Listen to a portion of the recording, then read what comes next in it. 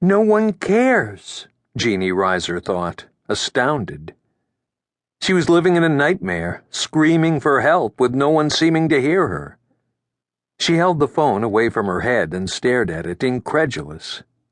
Maybe it wasn't working. Maybe the person on the other end of the line in St. Louis literally hadn't heard her. "I don't think you understand, Sergeant," she said, struggling to stay calm. "My daughter is missing. I need to file a missing persons report. I need you to do something." "How long did you say it's been since you heard from her?" 3 days, but—" "And your daughter is how old?" 18, but—" "She's a legal adult, ma'am." "She's just 18, Jeannie said. "She's a freshman at SLU. She calls me every day. If not every day, every other day," she corrected herself. "I didn't hear from her on New Year's Eve or New Year's Day. She would never not call me on a holiday." The cop on the other end of the line was unmoved. "It's not against the law not to call your mother, ma'am."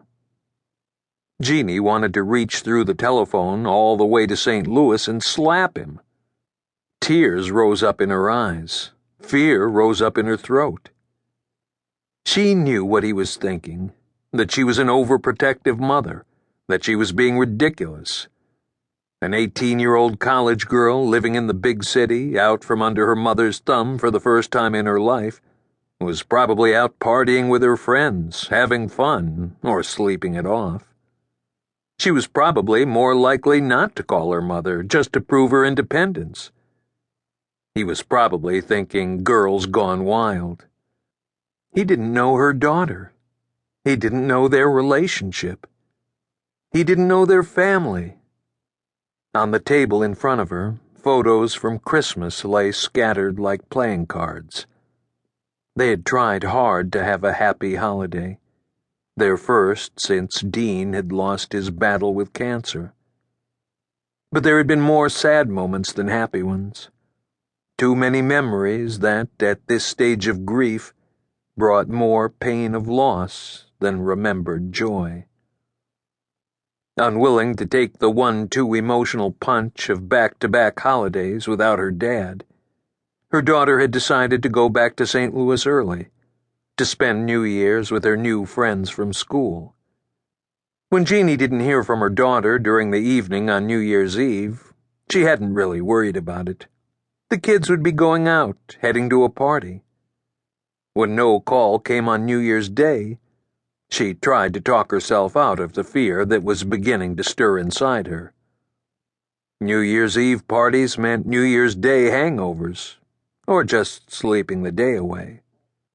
When no call had come by evening of New Year's Day, every rationalization that began to form in her mind was quickly cut off by her growing panic.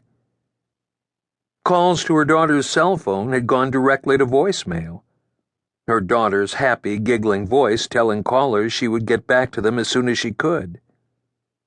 And when the mailbox filled with Jeannie's increasingly frantic messages, only the anonymous voice of the phone company answered her, informing her that there was no more room for her pleas to be recorded than called back as soon as possible.